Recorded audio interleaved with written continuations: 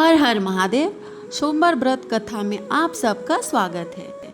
का ये पवित्र दिन है सोमवार व्रत का, जो समर्पित है सबके आराध्य भोलेनाथ महादेव को।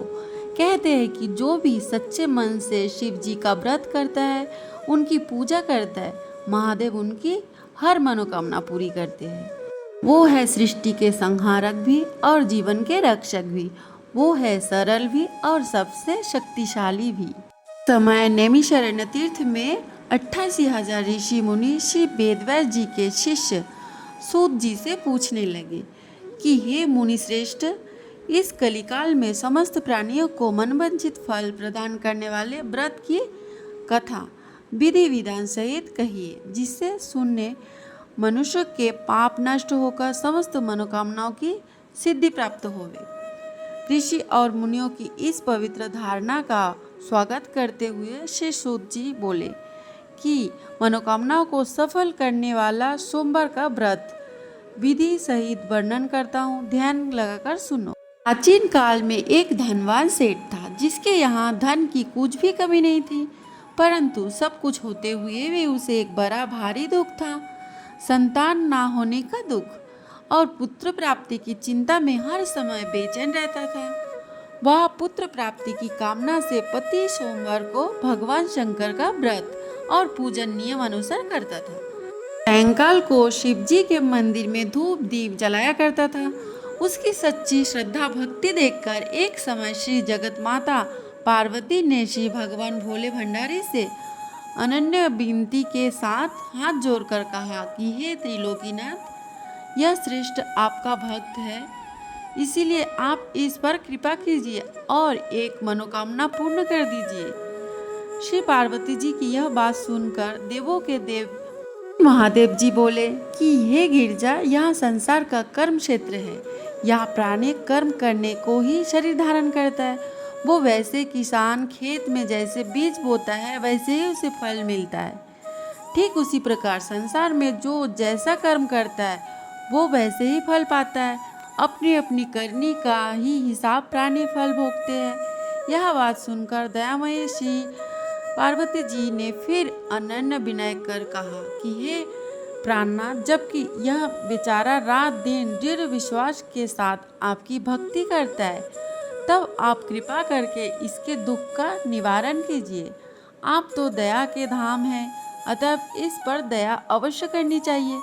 गिरजा भवानी इस प्रकार आग्रह करने पर श्री शिव जी महाराज बोले, हे पार्वती, वैसे तो इसके किसी प्रकार की कोई कमी नहीं है, एक पुत्र का अभाव है, सो ये पुत्र की चिंता में ही दिन रात दुखी रहता है। इसके भाग्य में कोई पुत्र नहीं है। फिर भी मैं इसकी श्रद्धा देखकर और तुम्हारे आग्रह से इसको पुत्र प्राप्ति का वरदान देता हूँ, परंतु वह पुत्र केवल 12 वर्ष ही जीवित रहेगा। इसके पश्चात वह मृत्यु को प्राप्त हो जाएगा। सो हे पार्वती जी, इससे अधिक मैं इसके लिए और कुछ भी नहीं कर सकता। शिव जी महाराज और पार्वती जी की ये बातें वो सेठ पूजा करते हुए सुन रहा था। इस बात से उसे ना तो कुछ प्रसन्नता हुई, ना ही दुख प्राप्त हुआ। वह उसी प्रकार प्रत्येक सोमवार को श्री शिव जी महाराज का व्रत व पूजन करता रहा।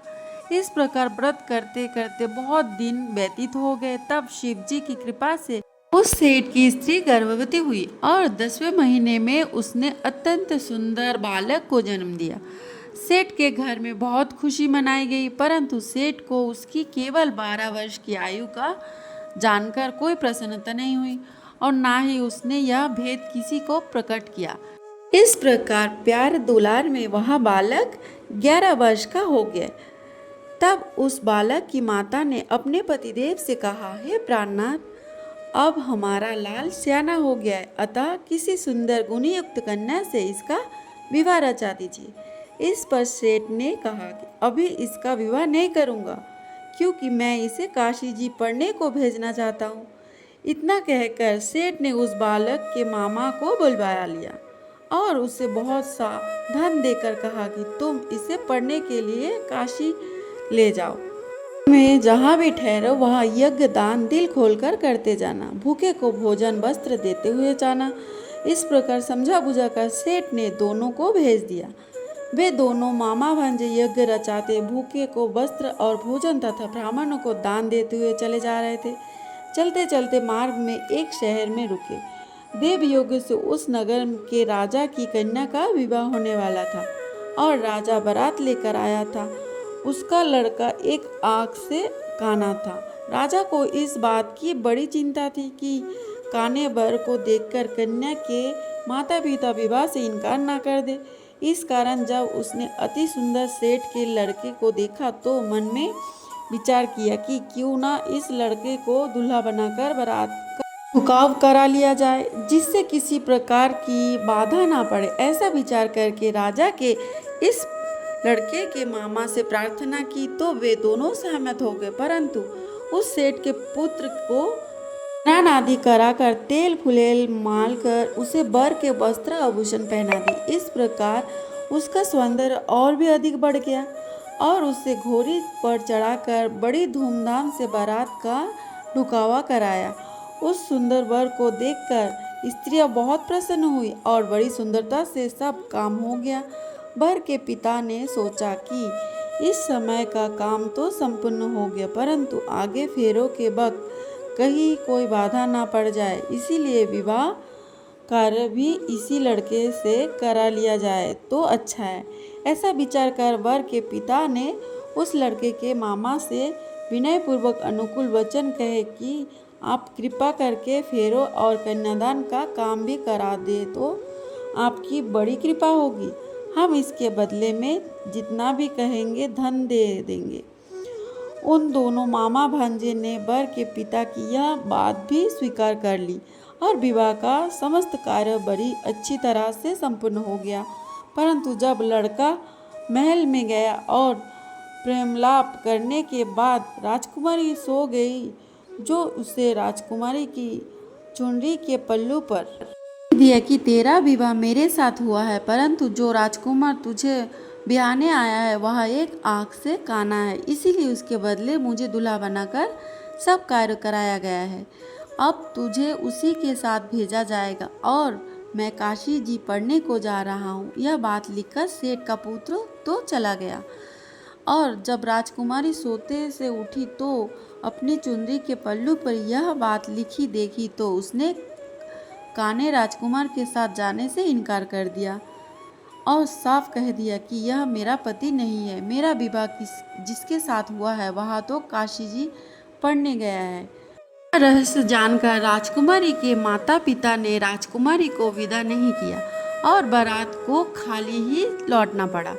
बारात के लौट जाने के पश्चात राजकुमारी ने ब्रह्मचार्य व्रत के साथ साथ सोमवार का व्रत करना शुरू कर दिया।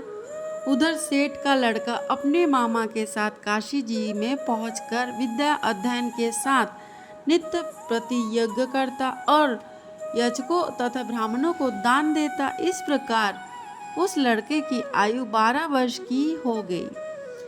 तब एक दिन उन्होंने यज्ञ रच रखा था कि उस लड़के ने अपने मामा से कहा, आज मेरी तबीयत बहुत खराब है। यह सुन उसके मामा ने भीतर लौटकर आराम करने को कहा। मामा की आज्ञा पाकर सेठ का लड़का आकर सो गया और सोते ही उसके प्राण उड़ गए। थोड़े देर के बाद जब उसके मामा ने देखा तो उसे मरा हुआ पाया।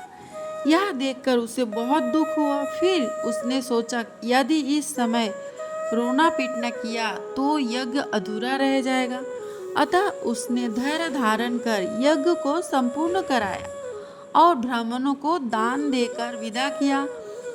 यज्ञ में सब देवता सहित वह शिव पार्वती जी भी आए हुए थे।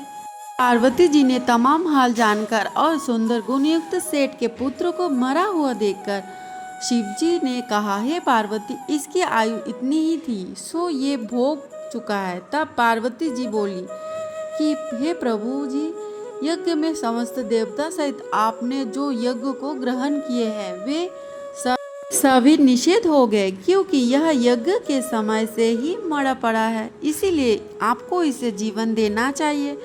दूसरे एक अलावा के साथ इसका विवाह हुआ है, वह आज तक आपका व्रत व पूजन प्रत्येक सोमवार को करती है। आत्मा की पुकार को भी आप स्वयं जानते हैं, क्योंकि आप समदर्शी है। तीसरे इस लड़के का पिता प्रत्येक सोमवार को आपका व्रत और पूजन कर रहा है। क्या वह अपना परम भक्त इसका मरना सुनकर दुख नहीं पाएगा? सो हे प्रभु, आप कृपा करके इसे जीवन दान दीजिए। इस प्रकार पार्वती जी के बार बार आग्रह करने पर शिव जी ने उसको जीवन दान दे दिया। तब शिव जी की कृपा से वह सेठ का लड़का जीवित हो गया और शिव पार्वती कैलाश को चले गए। अब वह लड़का और उसका मामा प्रसन्नचित्त हो उसी प्रकार यज्ञ करते करते हुए अपने घर को वापस लौटे और उसी नगर में आए जहाँ उसका विवाह हुआ था। वहाँ पर जब उन्होंने उस नगर में यज्ञ आरंभ कराया तो खबर पाते ही राजा रानी उस सेठ के लड़के को पहचान कर उसे राजमहल में ले गए और वहाँ उनकी बहुत खातिरदारी की। बाद बहुत सारा धन दे दास दासियों सहित अपनी लड़की और जामाता को विदा किया। अब वे सब उसी प्रकार यज्ञ रचते हुए अपने नगर में आए। तब उसके मामा ने कहा कि मैं पहले तुम्हारे घर जाकर खबर कर दूं। इतना कहकर मामा चल दिया।